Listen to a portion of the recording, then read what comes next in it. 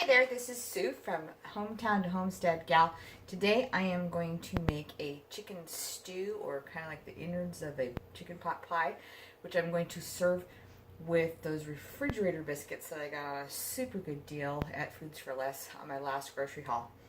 Okay, first of all, we're going to start with some chicken breasts, which, look at the size of these things, they're ginormous. I'm just going to cut those up and get them into some bite-sized pieces. And I'm going to cook them in my non-name brand Instapot, which I actually had thanks to my old boss before Instapots became popular. And this brand name is Fagor. She used to buy the greatest kitchen appliances, and I really appreciate her introducing me to this. So I'm just cutting these chicken breasts up into about 1-inch cubes. And I've already taken the yucky parts off and the gristly parts, because we don't want that in with our meat. And then I also have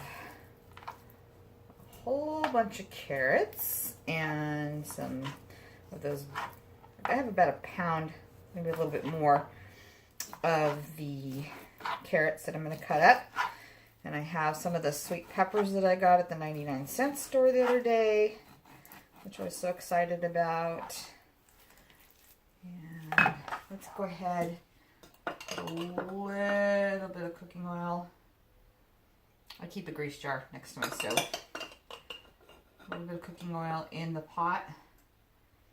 We can get those browning. This has a brown setting to it. Stir that fat up on there a little bit. And I'll quickly cut this second breast up. And I typically cook for a family of 5. Sometimes we have a couple of less people in the house. Sometimes we have a couple more people in the house. And if we have more, I just stretch it with a salad or some more bread or something of that nature. These chicken breasts are just huge. I got them in the family pack at the Foods for Less. I look forward to, when I move, using a service. Well, I can't think of the name of that meat service right now, but getting some really good quality meat. Right now I'm kind of stuck to using whatever the grocery store has. Who knows, maybe I will raise some of my own chickens for meat and see what else is in my local area that I can take advantage of. I look forward to this move. I'm getting so excited. After our trip this last weekend to go take some things to our storage unit, it's always rejuvenating and gets us thinking ahead of the game.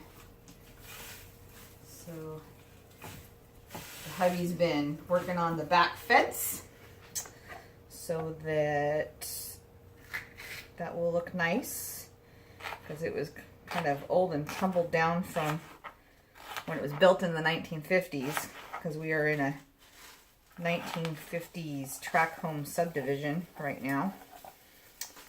And I actually believe that our house was part of a Cinderella home tract. If you know what that is, it's kind of cool. If you don't know what that is, go and look it up. She was I don't have her name off the top of my head, but she was a female architect that built this line of homes called the Cinderella homes. That's kind of fun to know a little bit. But the tile in our bathroom has, around the tub surround, has a Cinderella tiles that are inset in them. And each house had a little bit different theme to them. Like the house across the street had the tiles and backsplash in the kitchen were like a Wild West scene. They had the little wagon wheels and things of that nature. Our kitchen had already been stripped out by the time we got to the house, so I have no idea. But it had all the little gingerbready things in the kitchen, and part of our kitchen was taken down at one point to make a bar over the sink.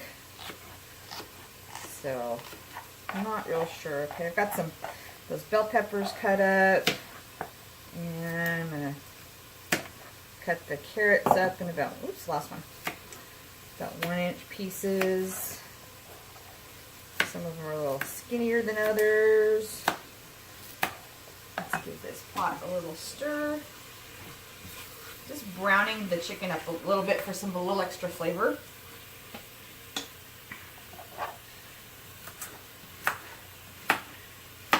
And then we'll season it. I love big pot meals like this. My carrots, I do not skin them. I give them a good scrub, but I think there's some good vitamins and minerals in there that are good for everybody. And it's still not enough for us. You know, we should probably be taking vitamin and mineral supplements. I know I try to get some vitamin D in because it's good to help with some of the fibromyalgia issues. And probably lots of other things I could be taking too, but I need to do some research. Do you have any good vitamin and mineral supplements that you take for specific things? I would love to hear about them in the comments down below. Almost got these veggies cut up. I haven't figured out how to stop and start my videos and add them together yet, so you're going to have to bear with me cutting these carrots up. But, so we have chicken and bell peppers and carrots, and I'm going to add some, probably about a pound of golden potatoes a little later. I don't want those to get too soft. I have poultry seasoning, just regular old poultry seasoning, nor chicken flavored bouillon, minced onions, powdered garlic, and a can of cream of celery soup. I like the cream of soups to make bases for things. It's always a good addition.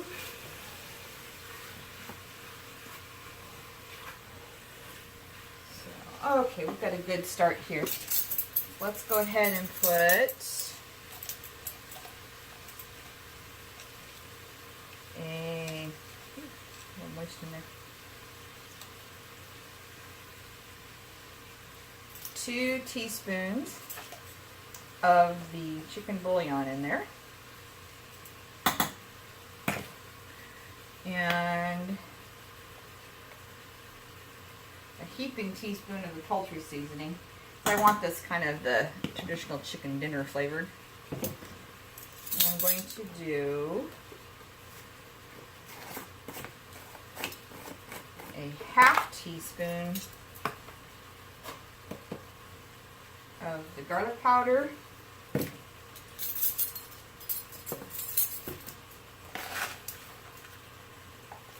a tablespoon of the minced onion. And kind of stir that around on the chicken. Oh my gosh, all those seasonings smell so good. Yummy, yummy, yummy. You get the waft of it when you get your nose in there to stir the pot up. Love poultry seasoning. Gives you that little hint of Thanksgiving dinner scent too. Okay, now I'm going to scoop in the cream of celery soup.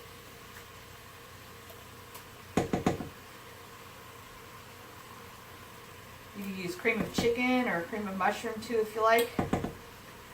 My recipes are never 100%. I mean, use what you have, especially if you're diving into your pantry for things, and that's kind of what I've been doing. What do I have in my pantry? What have I picked up on sale? Let me get some water.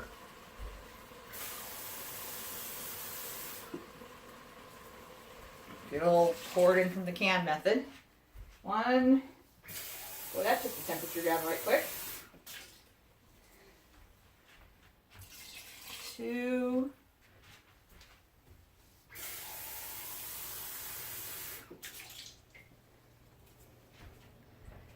3.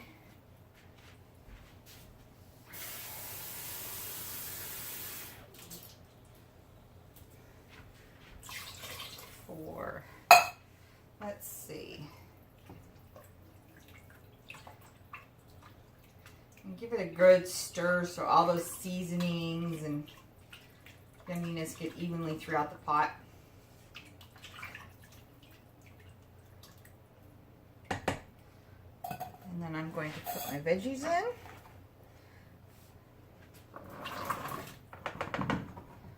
Good flexible cutting board is always a handy thing to have.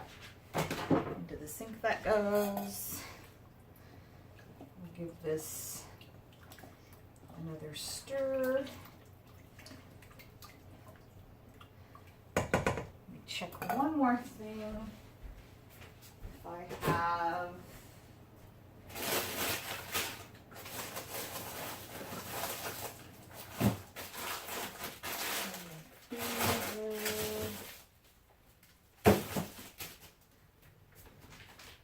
no, I was thinking I might have some frozen peas in there, but I can't find any. So you can put frozen green beans. Ooh, I might put a few of those in there. I think I will. Some frozen green beans, some cut corn, some frozen peas. I wouldn't use